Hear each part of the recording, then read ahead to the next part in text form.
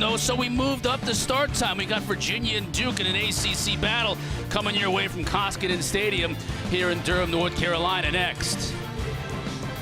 Hi, everybody. Chris Cotter alongside Paul Carcaterra. This is a rivalry that is surprisingly one-sided. I mean, since John Donowski got to Duke, they're 19-2 against Virginia. I can't explain that, and it's really hard to explain this Duke team this year, isn't it?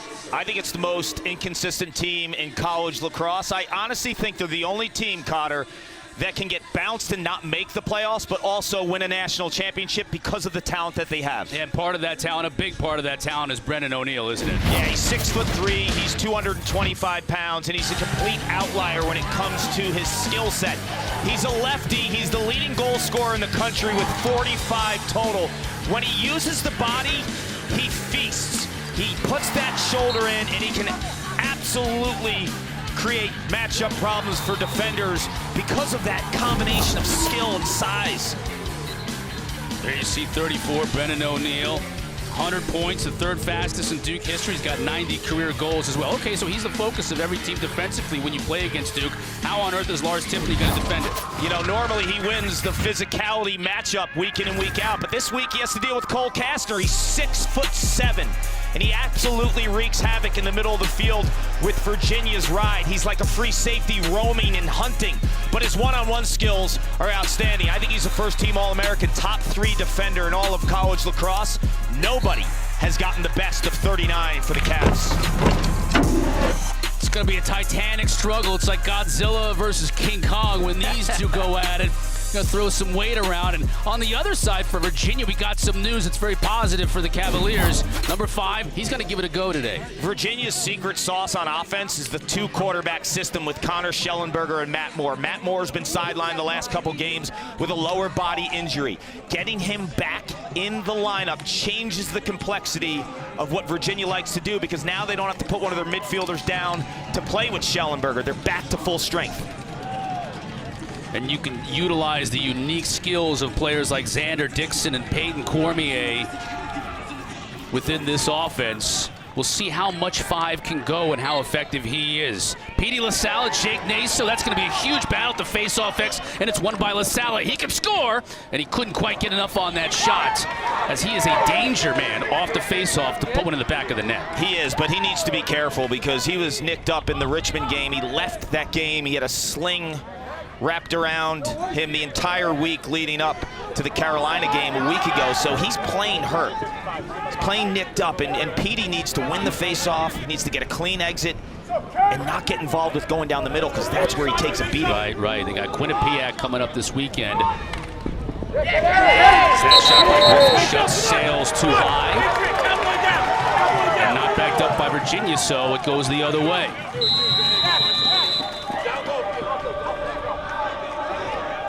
Clark, what do you make of the early game struggles by this Duke team? That's been the big problem, is they've gotten, you know, really out of the gate in games like Loyola and games like Syracuse. So many games they trail by so much early, they've had a hard time digging out of these big holes. Yeah, they're the biggest puzzle for me in college lacrosse. You know, early in the season, before we had their first game of the year, I picked them to go to the Final Four. You look at the talent.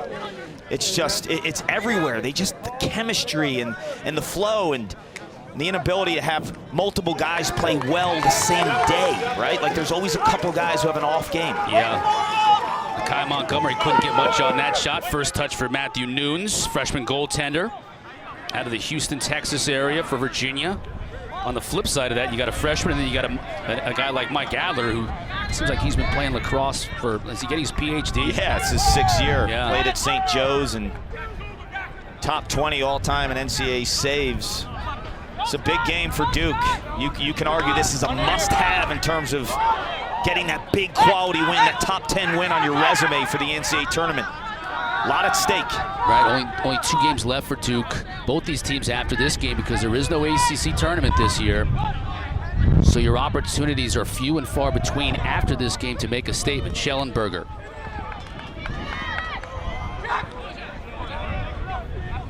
Now Peyton Cormier, look at the size and strength. He got his hands free, but Adler goes down to make the stop. It's a good stop by Adler. Let's see how Duke responds to this ride. And watch 39 in orange. He's going to roam. He's a free safety. They'll bring him all over the field, Kastner. Nice catch that time by Jake Caputo. Keep possession for Duke, and they're successful on the clear. Hey, Duke, clear the box. Now O'Neal. See, a lot of times you're going to see when Virginia rides, Kastner plays the middle of the field. So right away, they're not going to get that matchup, Kastner on O'Neal.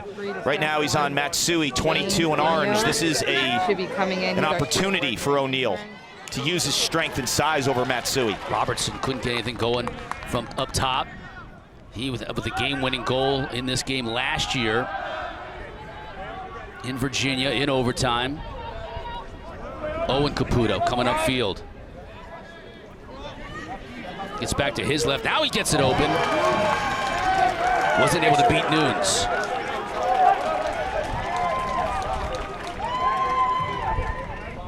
Sean Lully, he's a transfer from Penn.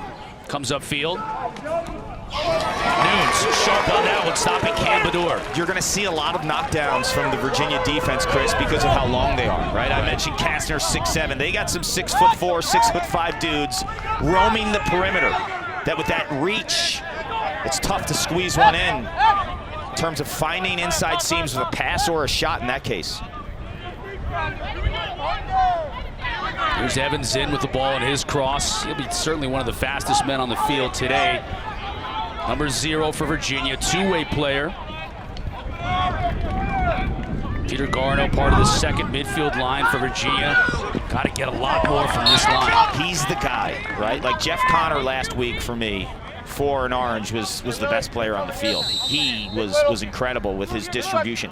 Garno, 33, is the guy that needs to click. More too high, it'll stay with Virginia. Because with all that attention on Schellenberger and Moore and Connor and Cormier, right? The list goes on and on. He has the matchup. He has the step-down shots from the outside. If he cans those, I think this offense goes to another level. Two-man game behind with Cormier and Schellenberger. Question mark, high.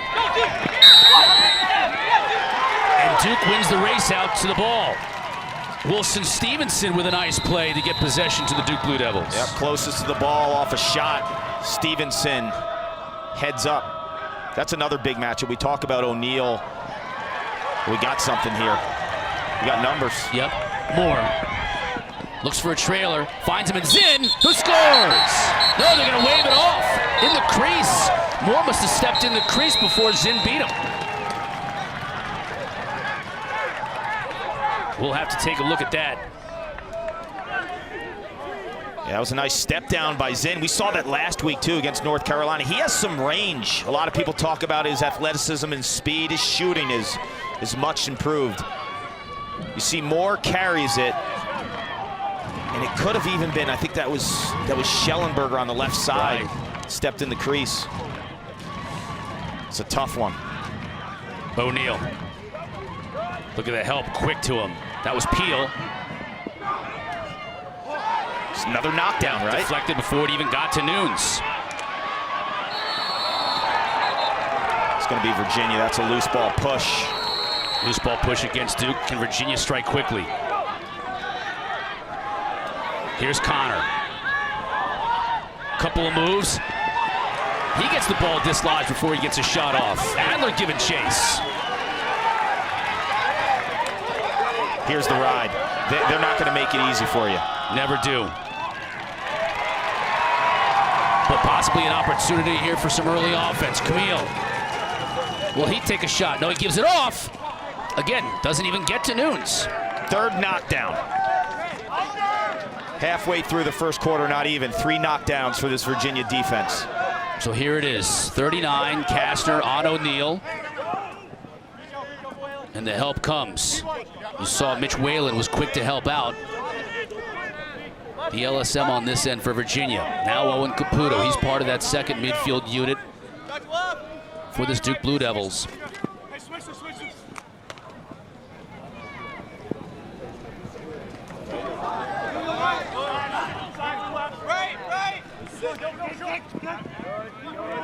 Up top to O'Neal again. He'll look to dodge.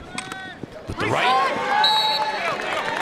It's the big boy matchup. Yeah. You know, Kastner understands O'Neal's strength. Lefty, right? Wants that top side. He forces him to use his right hand with a diminishing angle there. That's smart body positioning from Kastner. And 39 in orange is a big-time hoop player too. Right. He's got the hips.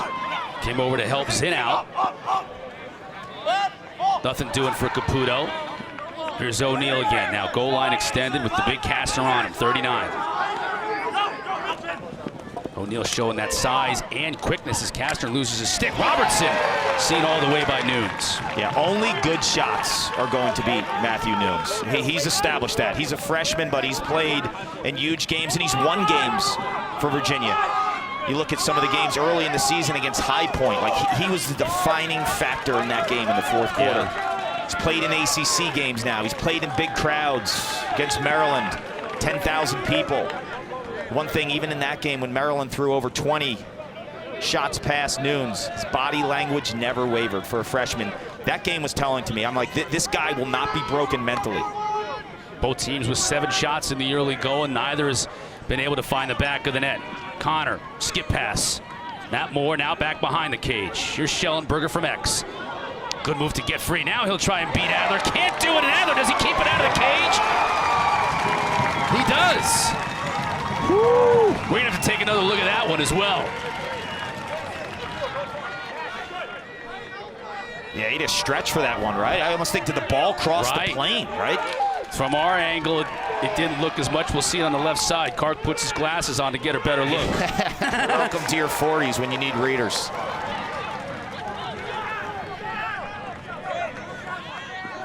Duke will look to counter O'Neal. Look at the attention he gets. Now Montgomery. Try to hit Dyson Williams, cutting the ball in front of the net, and it goes behind it. Crowd here thought that was in the net, but instead it scoots dangerously by before Nunes is able to pick it up. Dyson Williams is somebody else Duke's got to get going too, 51. He disappears sometimes in games, Cart. Well, I mentioned that earlier. You know, they have all these pieces, and when Williams is at his best, maybe O'Neal has an off day, right? When Lully disappears, O'Neal blows up, right? So you don't see them putting it all together, right? Like, they haven't had a game where all their stars came to play, right? You think about the last game, the Kai, Landon, the McAdory, the midfield was responsible for so many of the goals in that loss to Notre Dame. Connor, now behind the cage. Up front, quickly. Adler sharp early. He is. Makes another save. We've seen him enough that he could steal games, right? This guy is a big-time stopper. When he's hot, watch out. 4 saves for Adler. Ledman now bringing it up. O'Neal quickly below and scores! Nunes got a piece of it, just not enough. That was too much of a rocket from Brennan O'Neal. You want offense? Start it with some defense and goaltending. Virginia brings heat offensively. Goalies, beware. But when you have a guy with the experience of Adler, he's a 6th-year grad student. When he's hot, he's red hot, and it gives Duke an opportunity to put it in the hands of the sharpshooter O'Neal.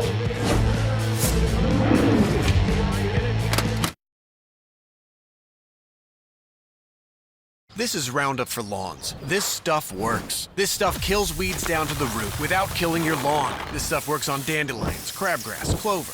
This stuff works for up to 3 months. This stuff works guaranteed or your money back. This stuff works on big lawns, small lawns, and I guess you can call that a lawns. This stuff works without killing your lawn. This stuff works without killing your weekend. This stuff works for the rookies and the seasoned pros. This stuff works in Knoxville, Bronxville, Rockville, Marysville. This is Roundup for Lawns. This stuff works.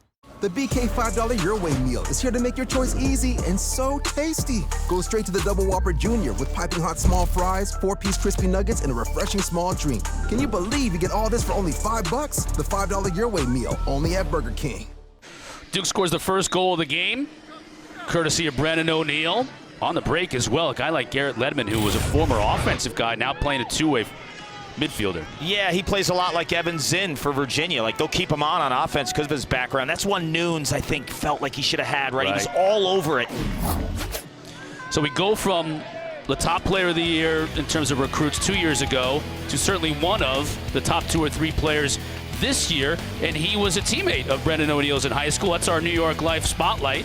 And it's Andrew McAdory. And McAdory, I think, has been the glue for this Duke offense. Even as a freshman, it sounds crazy, but I think he's been the most consistent player on the Blue Devil offense, and just a guy that was built for stardom at a young age. I met him when he was like 7 or 8. He couldn't get enough of the sport of lacrosse, and his parents took him everywhere to play games and to participate in camps, and you just knew it was everything for him, the sport of lacrosse. That ride is relentless. Look at Matt Moore, who we talked about how he's banged up with a lower body injury coming into this game, and yet he's still riding like a banshee out there. When you play attack at Virginia, if you don't ride, you're not playing. It's that simple, right? O'Neal's got some space here. Full head of steam, and he scores!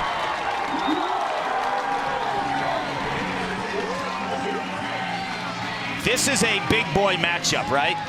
And from what I'm seeing in the first quarter, Kastner does not want to be beat to the top side of the field. O'Neal's left, right? Because he's so strong with his left hand, and he's a wizard. He's got the outside rim. So Kastner is forcing the right side. The issue is O'Neal has a right hand. It's really strong. He doesn't use it as much because of his body leverage in the left. He's so comfortable. But the low shooting angle ability of Brennan O'Neal, I think, is really, really underrated. When you watch the tape, he can sneak those kind of shots in. So you have to be careful if you're Kastner not to really hedge too much to the right.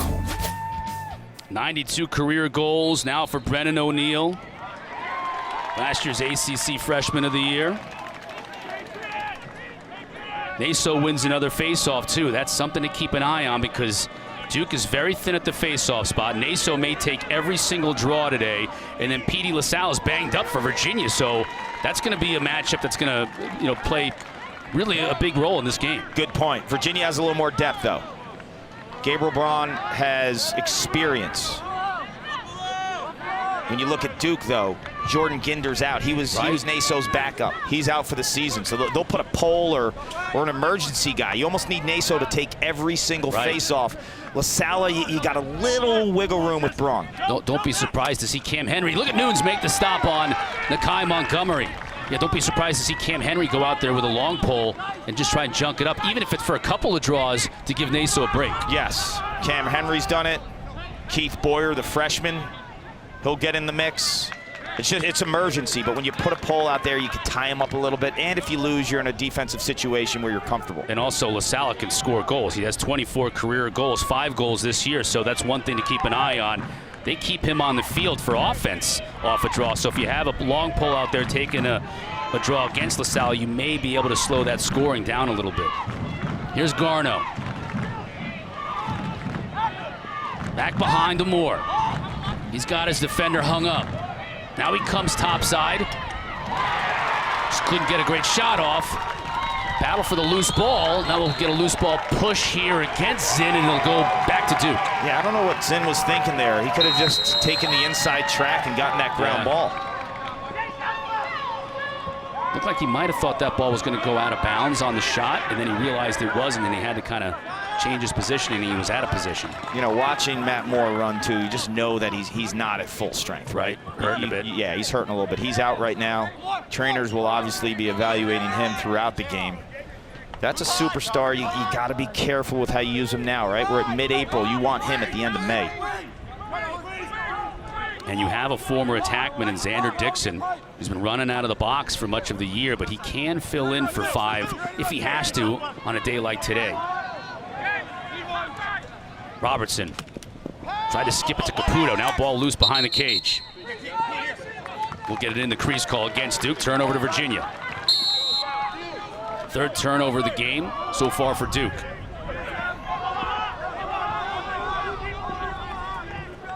Adler's made a couple of big saves on this side. Kark, but are you surprised with under 2 minutes left to play in this first quarter, Virginia scoreless? Yes, but when it comes to this matchup, it never makes sense. What is Duke beating them, 19 of the last 21 times? Crazy, yep. It's insanity. Virginia's won the last 2 national championships. They're a team that's always in the mix. And when you think of how lopsided it's been, right, under John Danowski, it's incredible. And you figure also how terrible Duke has started some games this year, how they've been so far behind in the first quarter and first halves. Adler again makes a save. Picked out of the air by Stevenson. Relentless ride, gets it across the field. Here's Ledman again. He loses his footing. Ball free.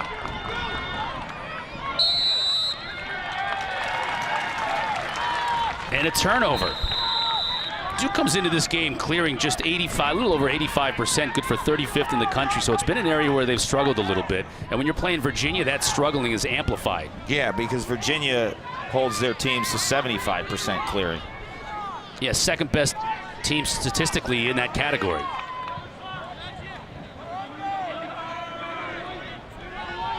This is your kind of guy, right? Of course, Schutz. I'm still waiting on confirmation of the rumors that he put a bench in his dorm room so he could work out when he can't get to the gym. Gets free and puts it low. Now we get a flag down, and this is going to go against Duke as Adler made the save. Yeah, they're going to get Brower on a push, it looked like. Yeah, might get a hold or a push in the back. Let's wait for confirmation here from Hans. But he's staying on the field here. He was matched up with 29 in white from first look. Oh no, that's Stevenson. Right. That's 19. I got the 9s mixed up. Stevenson's doing time there. 30-second hold. But when you're that strong, that's what happens, right? Because you can't play the equal leverage game on Schutz. He's a monster. Correct. Coach Tiffany's going to take a timeout, talk things over. Just 27.7 left in this first quarter. His team's trailing by a couple of goals as Dino and the Blue Devils have gotten off to a good start.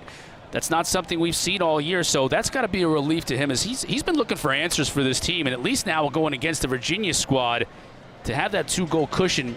It's been a pretty good start for him. If you didn't see urgency from Duke today, to be honest, I don't think you ever would, right? Because their season is in jeopardy right now. This game and getting a victory against Virginia, Virginia's set. They're going to be in the playoffs. If Duke beats Virginia, they're in a great spot. This would be their signature win. They've got some other wins that I think are pretty strong when you think about, beating the High Points. They beat Richmond. They've got the 10 to 20 type wins. Yeah, Denver, UNC. Yeah, right. But they're all the 10 through 20s, right? This would be that signature win. Here's the other thing for Duke. They've got a week off now before they play their last game because they've played so many games front-loaded in the season. They've already played 14 games. So their next game isn't until May 1st against North Carolina, right? And then they finish at Notre Dame the following week. So a win here, think about the good feeling as you prepare them for those final 2 games. You can split those back-end games, I think. If you beat Virginia, I think you can split. And if you don't win here, you're sweating it out over the next 2 weeks. Big time. Big time. Because Notre Dame, as good as we know they are from the eyeball test, they're 5-4, right? So they have a lot of work to do. I think no one wants to play Notre Dame, but they have a lot of work to do. So if they stub their toe and they don't continue that upward trajectory, that win might not be enough if you lose today. Right. You know what I mean? Yeah, no question about it. Virginia, 32nd man up. They've struggled man up this year. That's been one area offensively where they really haven't clicked. Garno, he finishes it. Maybe that gets him going. That's the guy. If he gets going, this offense goes to another stratosphere. He has a wicked outside shot. He is a big-time golfer who can drive the ball 300 yards. Watch his hip rotation here. Absolutely hammers this corner. It's time and room, and that's the look he's been getting, but not canning as of late. So when 33 in orange comes to the party, this offense goes to another level.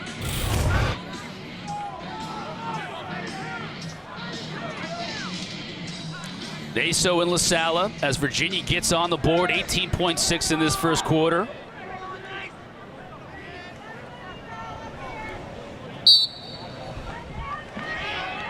Big battle at this dot all day long. Wing play is going to be so critical for Zoli trying to pick it up for Duke. Naso had it for a moment. Now it's free again. Still no possession, so he had to wait for the restraining box. Now it's picked up by Castor, and he fires it downfield as the horn sounds. And that battle is emblematic of the way these two teams have battled throughout history and have battled through this first quarter. Thought you might see a high-scoring game. We're not there yet. But Duke, notoriously slow starting this year, was able to build a 2-goal lead. Mike Adler sharp in goal. O'Neal with a couple of markers. Garno man up. It's 2-1 Duke after one. The The BK $5 Your Way meal is here to make your choice easy and so tasty. Go straight to the Double Whopper Junior with piping hot small fries, 4-piece crispy nuggets, and a refreshing small drink. Can you believe you get all this for only $5? The $5 Your Way meal, only at Burger King. At Metro by T-Mobile, you can upgrade to 5G and save more with one line of unlimited 5G for just $40, period. That's the lowest price in prepaid. Switch now and take your movie night to new heights with 5G. Only at Metro. 6 years. The amount of rubber that Mike Adler has seen as a college lacrosse goalie is absolute insane and hyper-competitive. Brother Max plays in the PLL for the champion Chaos. Grew up in the backyard, having big brother hammer shots away at him. But his sense of urgency, right? You just feel the time is now for Mike Adler. I thought he was terrific in that first half, doing anything in terms of just finding stick-on-stick opportunities, right? You saw the reaction. Two different goalies in this matchup here, Cotter. Nunes sits on shots. He's very patient. Adler will throw his body everywhere. Right. Sala wins the draw. I'm sure Mike's older brother Max would be happy to hear you say that the reason why Mike has honed his skills so much, buddy, right? was because firing with him. Max was firing so many shots on corners, on goal, 5-hole, the whole offensive repertoire from Max Adler. Now Schellenberger. Virginia looks like they've got a little life in their step after that goal. I'm gonna look to see how often Virginia is shut out in the first quarter. Not very often. That goal by Garno prevented it in this game. Schellenberger. Quickness. Danowski, in our conversation with him, called him an old school lacrosse player. All the fundies. Yep, so technically sound, one in orange. That'll be a left-handed shot. Adler makes the stop.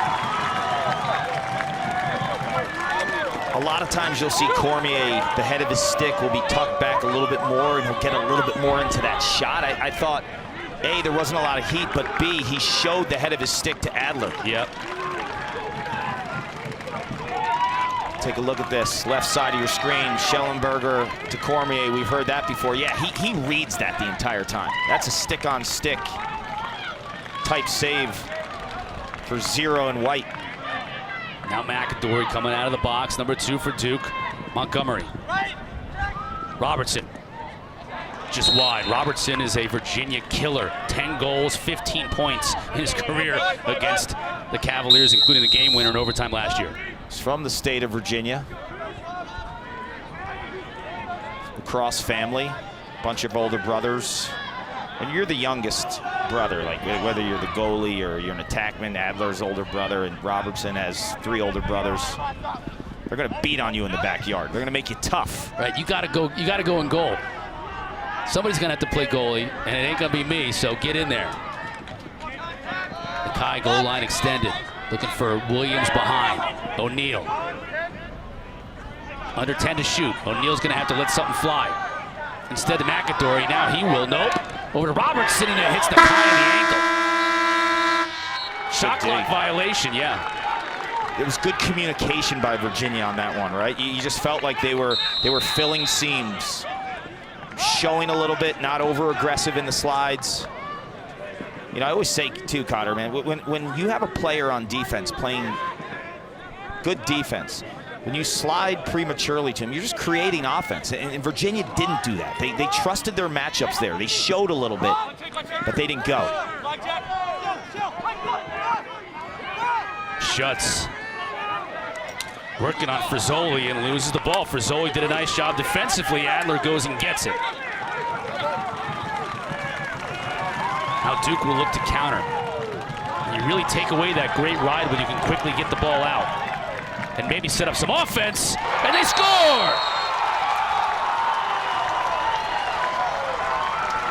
The freshman Reed Landon, who's been hot of late, puts it in the back of the net.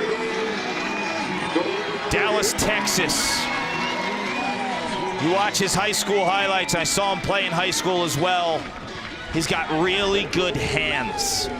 Soft hands and a rocket shot. He's a two-handed cradle guy, so he's always in a position to shoot. A lot of midfielders, when they clear Cotter, they're gonna have that one hand and they're gonna have to take that extra second to to find their bottom hand to let it fly, not read Landon. He smokes that top crossbar. That's a good call by the officials too, because a lot of times when that ball comes out, they're gonna think no goal. No, that was a goal. The net moved, he hit it under the crossbar, crossed the plane, and then popped out. Beso's won 3 of the 5 face-offs so far.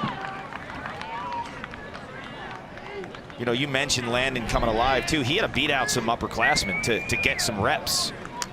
It's not easy for a freshman coming to Duke to get that kind of playing time, because 7 or 8 guys, all blue chip recruits ahead of you. Griffin Catlett's one of them. Jaden Carey's been here a while, all trying to get playing time out of that midfield.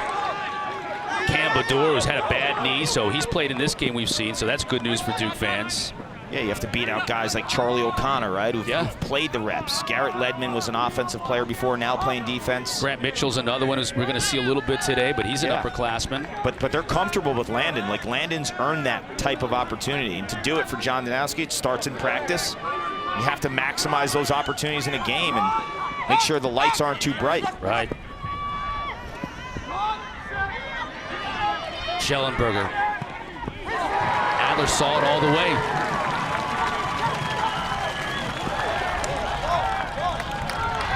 Look at Moore. Look at him battling for this loose ball. Kicks it to himself. He's on one leg. It's incredible. He's on one leg.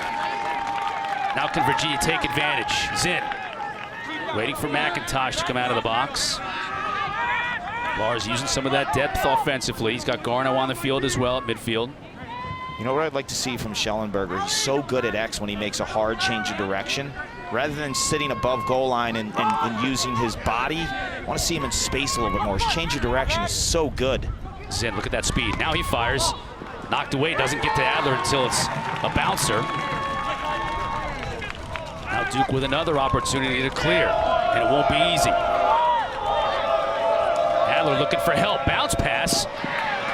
And it gets away from Camille, and it's a turnover. He was worried about going back in the crease, because if you're a goalie, you have the ball, you can't leave the crease and then go back. Unfortunately for Virginia, they got an offside call against them, and it goes back to Duke. That's a tough one for the Cavs.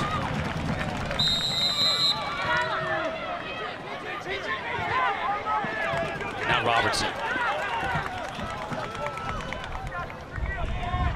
So they're using Robertson a little bit in the middle of the field. You got Caputo down low. So it's interesting how Danowski's mixing things up a little bit in terms of his offensive players. Now you bring in Lully out of the box, 23. Well, counters Virginia's ride, because Virginia's so aggressive and they'll change personnel, right? So a guy like Kastner will go over, so you can kind of counter, right? You have a guy like Joe Robertson who's an attackman, he can go over in the ride. A guy like Caputo who's a midfielder, he goes down and they switch, because you're so worried about clearing the ball against them. Caputo working on the shorty. Now up top to Robertson. He'll quickly get it to Cameron Bador. You see the knee brace. Working hard to get back on the field with playing time. Here's O'Neal. Still plenty of time to shoot for Duke. 25 seconds. Look at the help. He shoots and scores!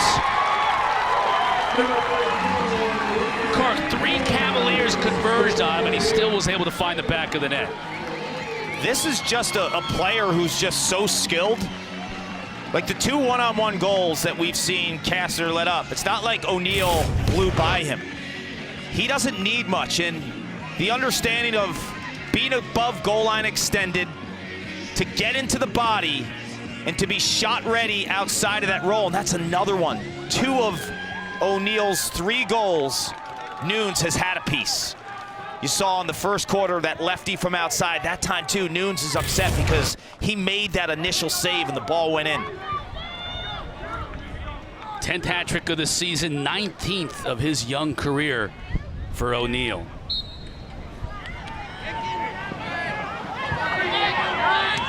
Petey wins it to himself. Beso goes sprawling. This is what we mean by LaSalle. He'll stay on the field and attack the cage if he gets an opportunity, but he loses the ball to Frisoli. Yeah, I don't like it today. Normally I like it. I just don't like it because of how nicked up he's been. Like every time you stay on the field and you play offense and you go to the cage, and you have to beat a defender, or you have to deal with pressure, there's another opportunity to get nicked up, and he's nicked up right now. So he needs to win that face-off. I'm not saying this is the kind of recipe in May when he's healthy, but today, win the face-off and get rid of it.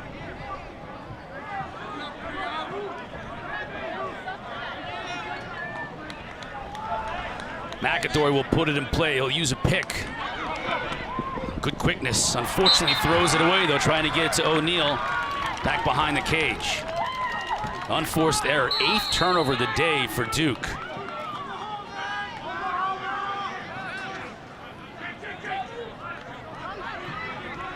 Connor clears it. Ford finally healthy. He's just been battling injuries all year, and you see his value on that first midfield line along with Schutz and Dixon. Oh yeah, 1 and 3 a week ago against North Carolina. I counted, he could have had 7 assists. He was that good in terms of dissecting the defense, and he's so comfortable behind the cage too. If you watch the Georgetown tape from a year ago when they really gave it to the Hoyas and Hofstra in the quarters, the game we did. Yep. Jeff Connor was behind the cage, just playing quarterback with Schellenberg. Now Schellenberger's up top. Dixon gives him a screen. Dixon couldn't get it on cage, though. Couldn't get the shot off. Nice job defensively by Keith Boyers, getting some playing time with that long pole. Here comes Duke. Carpenter to O'Neal. Chance for Jake Caputo. Now we'll get a flag and a whistle. Loose ball push going to go against Virginia. Ball back to Duke. Virginia fans don't like it. They think it was a flop and not a push. That's what Lars thinks as well. It's funny because we talked to Lars about an hour and a half ago when he first arrived at the stadium today, and he says, like, man, when you play Duke, it's man-on-man lacrosse, no flopping. Now he says there's a flop. McAdory. O'Neal. To Robertson. Just past the midway point of this second quarter. McAdory got the shorty on him. Here's Nakai. Tried a really difficult pass to Williams. I don't know, I just don't think that makes sense, Cart. That's a tough pass to make. 9th turnover of the day so far for Duke. That's too many. Yeah, there's ball rotation, and I think when he caught it, there was that like fraction of a second, but if you hold that fraction of a second, it's gone, right? Because they showed a double to McAdory. McAdory passed it to Nakai just a little late in terms of getting that ball across the crease, because from my vantage point, the backside was open initially.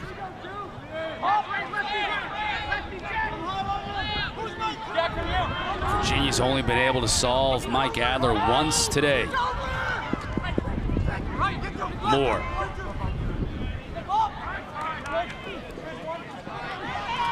Uses that strength.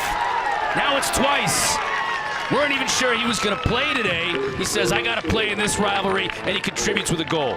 If you play against Virginia, you cannot hand them 9 extra possessions due to turnovers in the first half. They will make you pay. And this guy right here, Matt Moore, has been absolutely fantastic in terms of his toughness and his grit. The errant pass, you give it to your All-American, one of the top scorers in UVA history. One leg, still has the strength.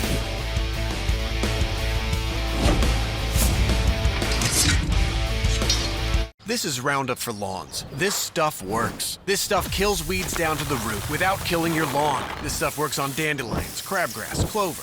This stuff works for up to 3 months. This stuff works guaranteed or your money back. This stuff works on big lawns, small lawns, and I guess you can call that a lawns. This stuff works without killing your lawn. This stuff works without killing your weekend. This stuff works for the rookies and the seasoned pros. This stuff works in Knoxville, Bronxville, Rockville, Marysville. This is Roundup for lawns. This stuff works. And my car is dented. Geico does offer 24/7 claim service. 24/7? That's a lot of attention. They're not actually with you 24/7. They're just available whenever you need them. Okay, because I'm an introvert. It's incredibly rare. I don't think that's right. Geico. 4-2 Duke on top here. 6 minutes even left to go in this first half. Matt Moore with the goal to make it 4-2, but before that, it's been about this young man right here. Yeah, he came into Duke as a freshman with so much hype because of his size, his strength, and his skill, and he has delivered. He leads the nation in goals with 48 now. Came in with 45, 3 already. Cole Kastner is a big boy matchup. That's a 6'7" player, Cotter, that he's getting into the body. Now, Matt Nunes is going to watch the tape. 1 or 2 of those he's going to want back. But the fact of the matter is, O'Neal shoots the ball so hard that it's going to get by goalies at times when they make the initial stop, right? There's just a lot of juice behind that rip. O'Neal with the hat trick. Adler's been sharp in net. Face-off's been about even. Petey, though, can generate some offense. More. Wow, whistled that one just wide. And Duke wins the battle. Adler chasing after it on the back end for possession. Yeah, that's a heads-up play by a goalie who's seen it all. I will tell you this, Matt Moore battling the lower body injury. The speed on these shots with one leg, because if you're a shooter, man, you need your base, you need your core. It comes from your legs and your hips. And he's absolutely hammering shots. Now Nakai, who's had just prolific numbers since he stepped onto this field as a freshman, and he's having his best offensive season yet. 25 goals, 17 helpers. It's the balance of 15 and White. He's a dual threat midfielder. You've seen him score a ton, you've seen him pass. He does whatever if you give him an inch as a dodger, he'll beat you as a passer, vice versa. McAdory, wide. Williams quickly up front and a score. Williams buried it after O'Neal did a fantastic job of corralling that errant shot and getting it to him right in front.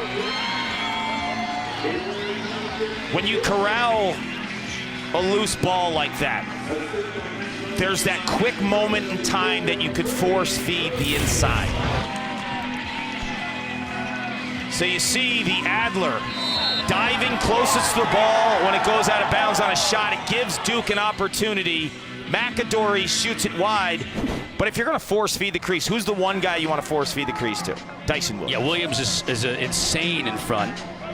Kind of like Cormier on the other end. That's where he lives. That's where he makes a lot of his hay. And how about the patience, though, too, from O'Neal? He kind of took that 1 second to allow Williams to flash open. Yeah, there's that tricky time-sensitive issue, right? You wait too long, that cut's gone.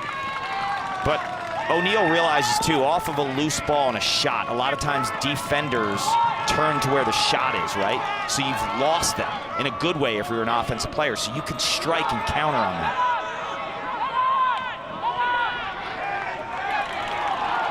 Duke won their first face-off here in the second quarter there, but can they turn it into an offensive possession? They're going to be extra man, too. This is a free play because Cade Sawstead's going to do some time for a push with possession by the midfield line. Lully up front. Williams scores again.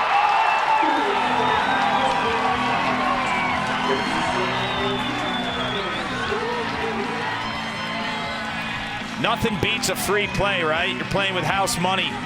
You know the flag's down. I mentioned earlier the inability to have multiple stars clicking at the same time. Well, O'Neal's got 3, and now Dyson Williams has the 2, and Sean Lully with a beautiful pass. Lully has such experience in terms of quarterbacking offenses. Played at Penn and led that team in assists. 2019, he was on that team as a freshman. Got a lot of minutes, and you just felt like you were watching a player who knew how to quarterback. And when he's behind the cage, I think that's where he's most comfortable. He's played a lot of midfield this year for Duke, but his natural spot is attack behind the cage. Frizzoli on the wing doing a nice job of picking up that loose ball. And an even better job defensively to knock it away, but now an opportunity, and we'll get a whistle. Timeout called by Coach Danowski, and Duke, he may have wished he could take that one back after they had an opportunity out front with Lully, but he'll take the possession with just over 4 minutes to go here in this first half. We mentioned at the top of the broadcast how this has been a rivalry that has been so inexplicably one-sided. I mean, come on. That's ridiculous. That's not a misprint on a graphic. Think of how good Virginia has been over those years that they've lost these games. They hold the last 2 national championship trophies. Yeah, and you think about, too, the last time that Virginia was able to beat Duke semifinals in 2019. That was a great game, too. That was in Philadelphia. We were at that game. It was a game that Duke certainly had an opportunity to win late. Look at their last regular season win. 2004. Wow. Was your hair still slicked back in 2004 like it was when you got out of Syracuse? That was when Mike Pressler was the head coach at Duke. John Danowski came in 2007, so he's never lost a regular season game to Virginia. That is, to me, that's... As you see Dino there, and you know something else that Mike Danowski's never done? Missed the NCAA tournament. Yep. And they're in danger this year of doing just that. But boy, if they could win this game, that puts them in a really good spot. Hey, tonight at 8 o'clock Eastern, we got women's lacrosse coming your way. #1 Tar Heels squaring off against the 15th ranked Virginia Cavaliers right here on the ACC network, and as always on that ESPN app. Leah Sheehan and Dana going to call that game tonight. Carolina, undefeated, #1 team in the nation. I was watching some highlights last week up in the Dome when they beat Syracuse in a big-time matchup, too. That was down to the wire. Caitlin Wurzberger on the 8-meter shot. You know, we see Charlotte North kind of just winding up. Yeah. It's a new phenomenon now where they actually won't run in on the 8-meter, and Charlotte North has kind of taken that to another level. Caitlin Wurzberger's shot against Syracuse in the Dome was incredible. Like, absolutely hammered it in the top corner, hit another pipe. Thing of beauty, one of the best shots of the season. We'll get a chance to see her in action coming up tonight against Virginia. Caputo. O'Neal on Kastner. That matchup we're going to keep an eye on all night long. O'Neal spins, shoots and scores! He can't miss here in the first half. He's got 4, and he's doing it against a guy that no one's gotten the best of all season long. Cole Kastner is a first-team All-American talent. O'Neal is on a mission right now. He will not be denied. See his last few games, he's on a tear.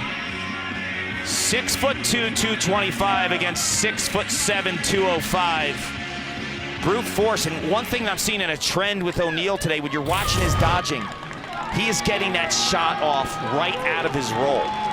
So that's kind of the ultimate equalizer against good defense. It's not an easy thing to do for an offensive player to shoot right outside of the roll, right? Because you don't have your whereabouts and you don't see the cage. It's just the sixth sense and understanding. Yeah, instinctive. Yes, it's off the charts. Another face-off win by Naso. Do you realize coming into this game, Naso has taken 336 draws this season? Coming into this game, he's going to have to take every one today. Well, if Duke goes deep in the May, he's going to take 600. Yeah, they don't have their backup. No. Jordan Ginder's out for the year. He's hurt because face-off guys get hurt. I mean, when you get into May, guys are getting banged up. And I worry a high-scoring game in heat, right? Right. Nakai, the bounce shot, defended well that time by Sawstead out front, and that prevented him from getting a whole lot on it. Because if you get one of these games in May in the tournament where there's 35 goals, yeah, and he's taking every single face-off in heat, and the tempo of a game too, because a lot of times those high-scoring May games, like you see a lot of action where teams go on a run and could score 3 goals in a minute and a half. Here's something else that could be a problem too, Carr. Maybe you're playing against a face-off guy you're not as familiar with, and he has your number. Yes. Now what do you do? Oh, that's a great point. You're not able to make the adjustments, and you don't have somebody else that maybe just is better against that guy. Yes. Schellenberger. We haven't mentioned his name a whole lot today. Cormier. Low shot scores, and that's Jeff Connor. But we haven't mentioned Schellenberger a whole lot, so Connor says, I'll find the back of the net. When you watch Jeff Connor, and this is what I love about him, like from a scout standpoint, when I'm watching tape on certain players, I'll watch their releases and where they shoot. I've seen multiple times when he catches the ball low, he will sting it high. What does he do that time? that release is crazy. Like, he doesn't even have a full follow-through here, Cotter. Check this out, right? This is just a snap of the wrists. A lot of times the head of your stick will go across your body and up near your head. Yeah. That is a crazy shot right there. Got that great skip, too, right off that grass in front of the crease. And beats Adler, 19th of the season for Connor.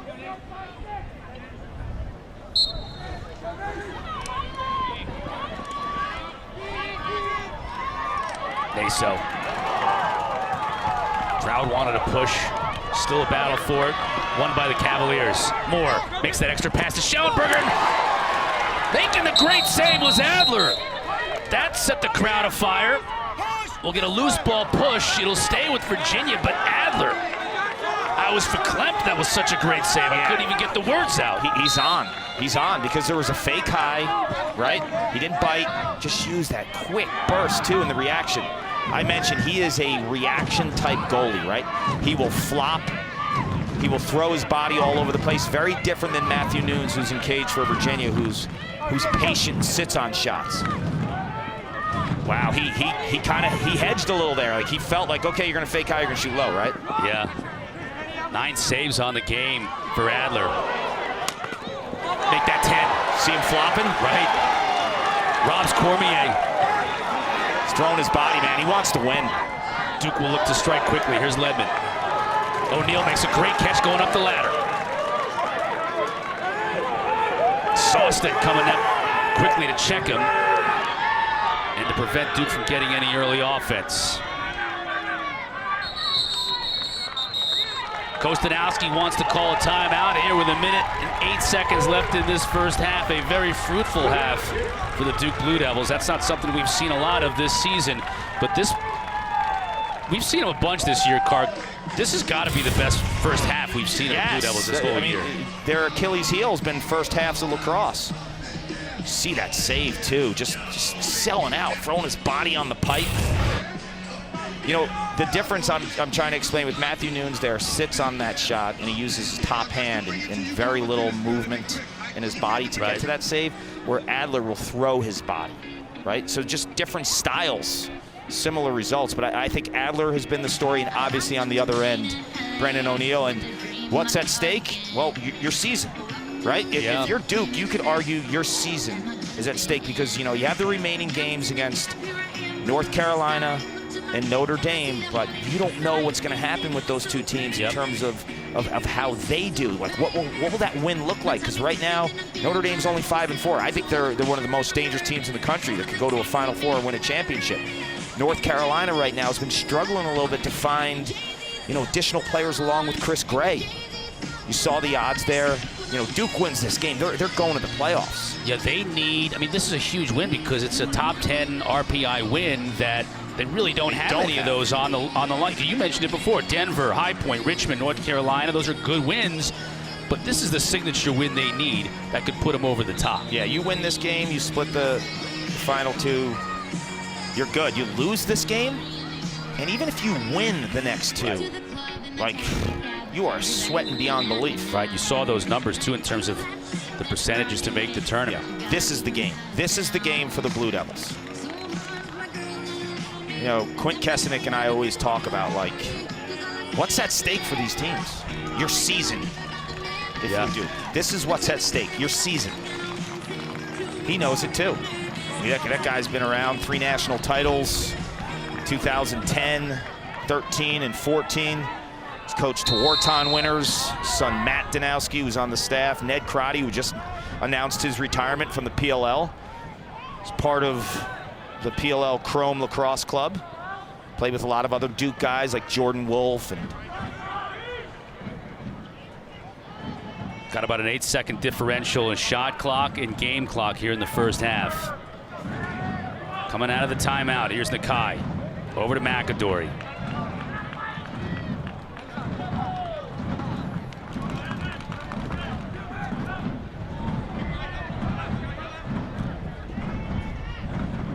Nakai setting a pick. McAdory gets the short stick.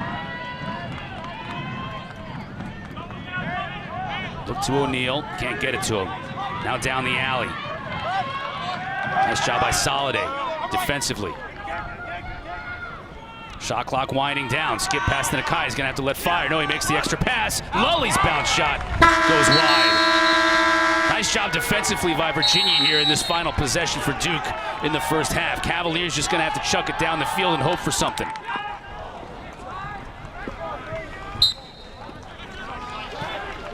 Ball bounces past the end line. Just a half second left to play. And Adler puts it in play and lets the clock wind down. Kark, fruitful first half for the Duke Blue Devils. To your point, season on the line. They played like it in that first half. They did. The superstars came to play. Brennan O'Neill with the 4 goals, using brute strength and force. Cavaliers are reeling.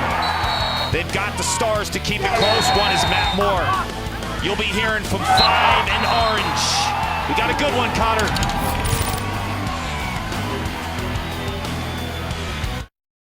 You're going to play in May. It has to happen. You see the 10 saves from Adler. He's been up and down this year. A lot expected of him. I mean, in many people's eyes, All-American goaltender.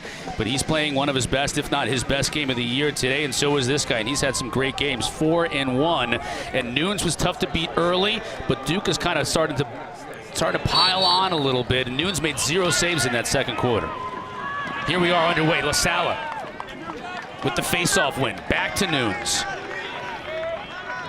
What do we need to see from Virginia offensively? 3 goals, it's not Cavalier-like in the first half. Yeah, I want to see Schellenberger from X.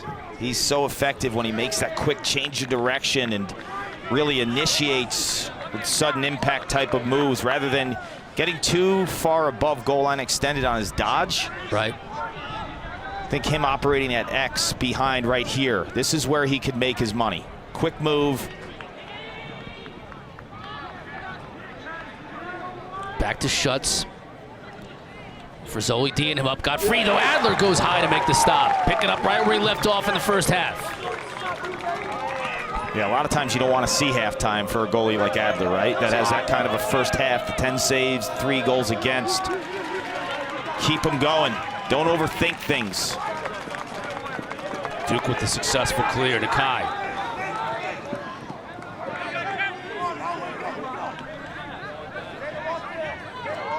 Landon thought about firing with the left, now gets it back.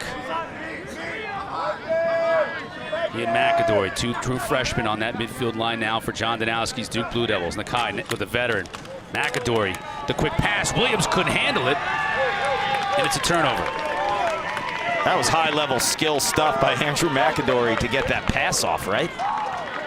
And a whole lot of traffic. Concern I have if I'm Duke, though, they're turning the ball over, right? Yeah. With regularity to give, to give Virginia second chances. Like you can't do that. This offense is too good. Connor looking to attack on Ledman, the converted offensive midfielder, now a 2-way player, number 1 for Kostanowski. Let's see how big Ledman is, number 1. Now he's on Moore. This is a mismatch that Virginia likes. And Moore knows it. Trying to work some space. Adler making another great save. You see Xander Dixon, 10 and orange, right? He's in the inside area above the crease on a rebound. That's one that Cormier, because of his box lacrosse background, would have kind of scooped up and finished. Dixon's more of a space guy. When you're a Canadian finisher like Cormier, you know off a shot, you're like crashing the boards, right? You're crashing it like a rebound. Cormier, by the way, has a goal in 22 straight games coming into this one, scoreless in that first half. Owen Caputo and Duke more than content to take their time with this 4-goal lead. Caputo.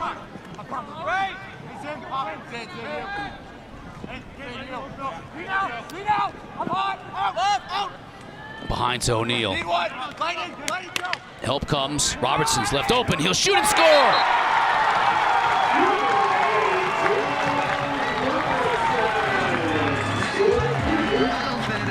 Doesn't matter who's guarding Brennan O'Neill today. He's feasting. In the first half, it was Cole Kastner, 39 and orange. Right now, it's Cade Sawstead. They're mixing up the matchup. Adler makes a huge save, and that's the blown opportunity. That's the rebound that the Canadian finisher, Cormier, scoops up and finishes. Now you give this Duke offense another opportunity. You put it in the hot hand of 34 and White. He's just making plays. And that's something that Robertson needs. You know, I mentioned Garneau for Virginia had to get hot, right? They needed him to get to that next level. Robertson's been quiet in some games. They need him to get into the flow, and he snipes that with his offhand. That's a big-time shot. And you can see 11 goals now for Robertson in his career against Virginia. Petey and Moore trying to make something happen, and they do! That's the offense that Petey LaSalle generates when he wins the draw to himself. He draws defenders to him, gets it to 5, and 5 finishes.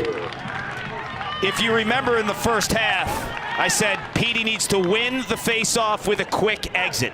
The quick exit there is the point man in Matt Moore. I don't want to see Petey taking hits. This time he understands, okay, there's the pressure, it's coming. I'll give it to Moore. We've seen Petey a lot of times absorb that extra hit and try to take it himself. Understanding where the pressure is coming from is critical for LaSalle, but it's also really important that he doesn't take that extra hit. Right.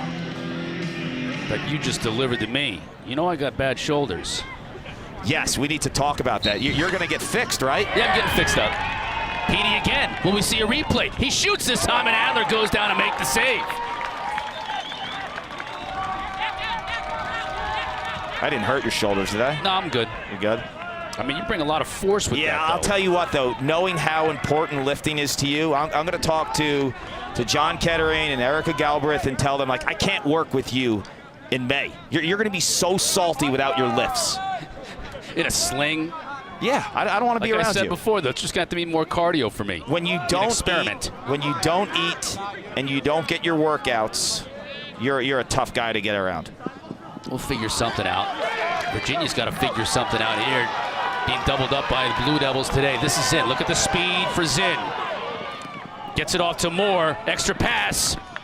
Schellenberger just can't find the net. You can see the frustration after he missed it, too. Virginia looking to operate quickly, though. Schellenberger made a nice catch just to keep possession with the Wahoos. You know, Connor was the type of player up until about 3 games ago, he couldn't miss. Now he's kind of struggling to find his shot. You know, when he's rolling, he's the best player in college lacrosse. These last few weeks, and as a shooter, you just know, like, when you're not feeling it, you fall into a little bit of a rut. You start thinking a little bit too much about your shots. You know, his first 8 games, couldn't miss. 52%. Last That's 2 amazing. coming into today, 12%. Nothing today on the score sheet. Got it inside. We'll get it in the crease here against Virginia, and it'll be a turnover. Jack Simmons tried to muscle his way inside, fell into the crease.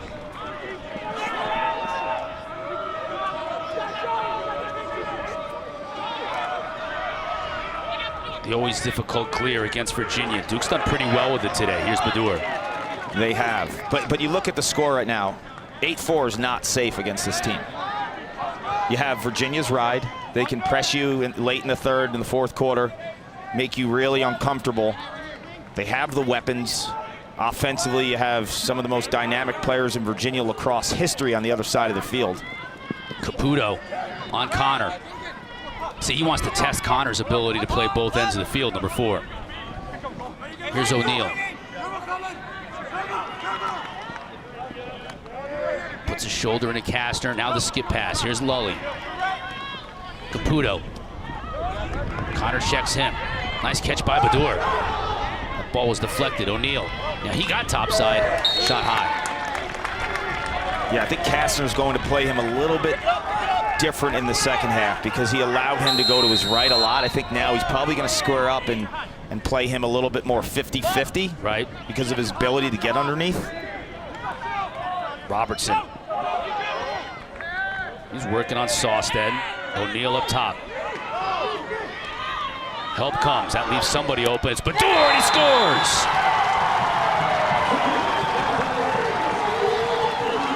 O'Neal's on another level today, and the Virginia defense knows it.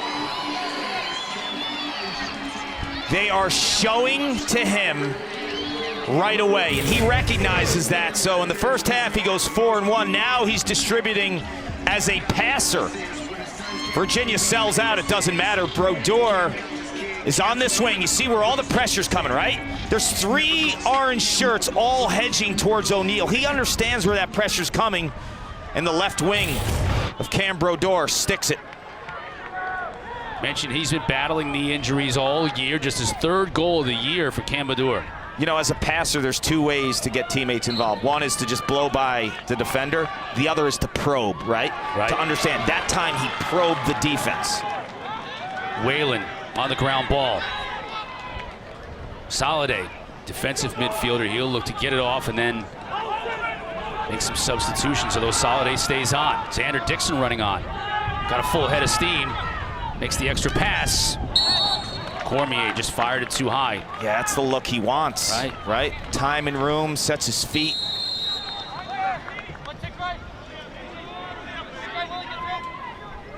We've gone back and forth here the last few goals. Virginia's been able to respond, but they're down 5. They're going to have to make a run. Back and forth ain't going to do it for the Cavaliers today. And this man's got to get going. Schellenberger. Just trying to muscle his way in, but not getting anywhere. Shoots, Adler. That was a good look. Right. Adler makes the save, and Adler's got a wide base there. Carpenter, he'll shoot and score!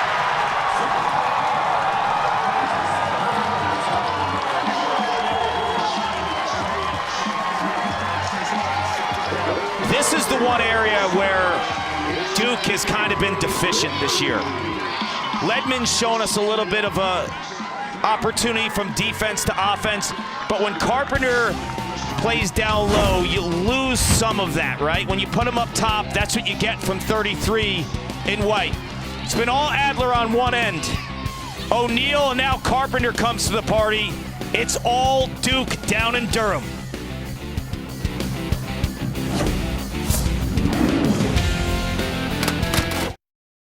So if you're happy and you know it, throw your hands up and show it. If you're happy and you know it, clap your hands.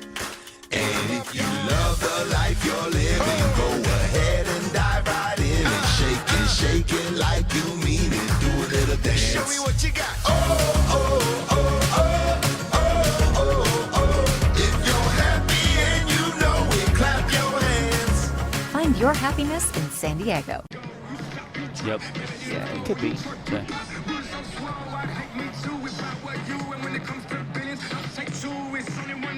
In a timeout, 10-4, our score. Duke on top here at Koskinen, and Mike Adler's been sensational. 15 saves for the Duke goaltender already. We're still just halfway through the 3rd quarter. You know, statistically, he's been solid this year, right? He's well over 50%. But his saves, I think, have been like juice saves, right? He's stealing shots from the juice goal. Yeah, defending national champs. But Carpenter, to me, is a guy you want roaming in the middle of the field. He's one of those long stick midfielders that can make a play off the floor, obviously. But what he does exceptionally well, too, is like he could shoot, he could feed. His hands are incredible in terms of being a playmaker. I like him in space, especially when this is a team. Garrett Ledman's giving you some juice from defense to offense. They haven't had really too much play from the defensive midfielders to create offense. So when 33 in white and 1 in white are next to each other, you see them right there. Those are the guys you want in the middle of the field. And we saw it right there. Yeah, Ledman's giving him a real push this season with his 4 goals. That was Carpenter's 3rd. And also on the wings on faceoffs, because it gives you instant offense and the opportunity to go down and score goals quickly. Yeah, Carpenter is amazing when the ball's on the rug. Absolute Hoover. Faceoffs have been interesting. We told you to keep an eye on this matchup. 56 and 23 for Duke and Virginia, respectively. Virginia's won 10 of the 16, but Naso's held his own. It's about winning the draws, but it's also about getting offensive possessions and solid possessions off of the faceoffs. Yeah, you look at the matchup there. At 10-4, there's a lot of lacrosse left. Halfway through this 3rd quarter, LaSala's the type of guy that can create a run, right? He's shown it. He saw it. Yeah, he's capable of doing it. He's banged up, and Naso's all Duke's got. So we're going to keep an eye on that as they continue to battle each other here into the 2nd half. Got a loose ball hold. And it'll go against Virginia Duke ball. You talk about the injuries, the toughness out of Petey LaSala, 23 in orange, Matt Moore, 5 in orange, to play hurt. And for a guy like Naso to take every face-off, too. These guys are tough as nails. 41 in goal for Virginia's got to step up. He has 0 saves since the first quarter. Clark Duke has scored on their last 8 shots. Yeah, and look, he's a freshman that's played incredibly well. You don't want to pull him and kind of play with his confidence, but you also look at the offseason. Bobby Gavin was on the roster in the fall. He's now the starting goalie at Syracuse, so they don't have that kind of depth. That was actually a battle in the preseason between Nunes and Bobby Gavin. Nunes won the spot. Gavin's up at Syracuse, and he has the starting nod. But there's just not depth there. You're not going to pull Nunes. Robertson, look at Nunes. How about that save? So, all right, maybe that gets him going, and they'll look to go quickly. Zinn has got a lot of speed. So does Nakai Montgomery. Trying to get back into the hole. Schellenberger. Xander Dixon scores.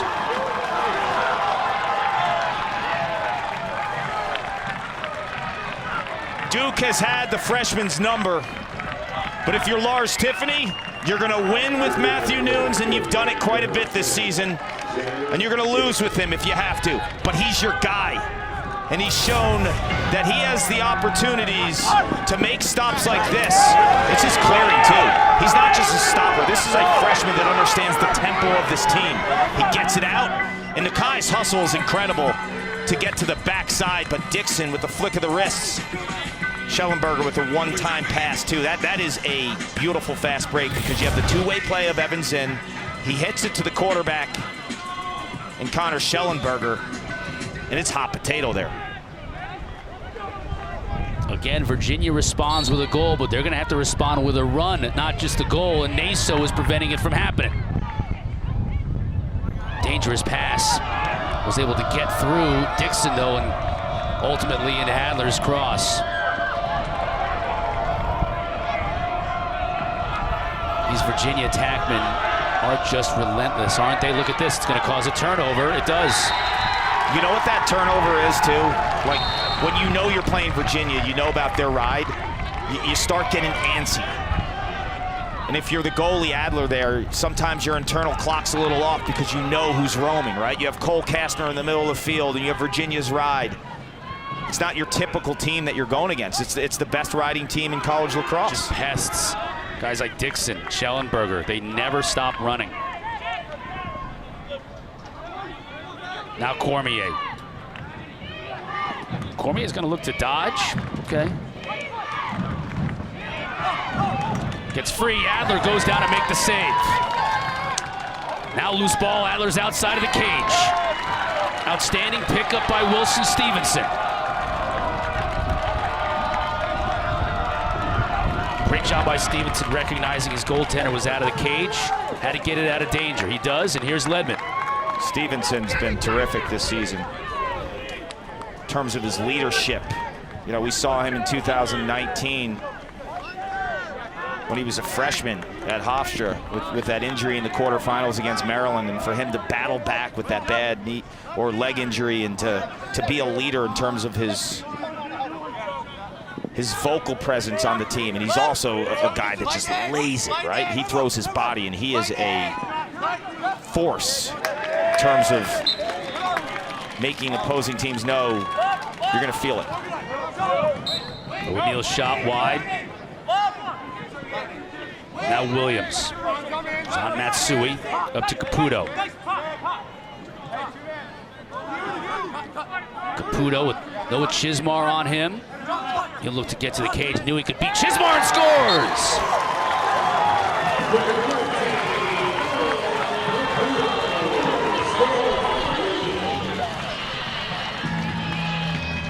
How many times has an Adler save created an opportunity for Duke? Countless.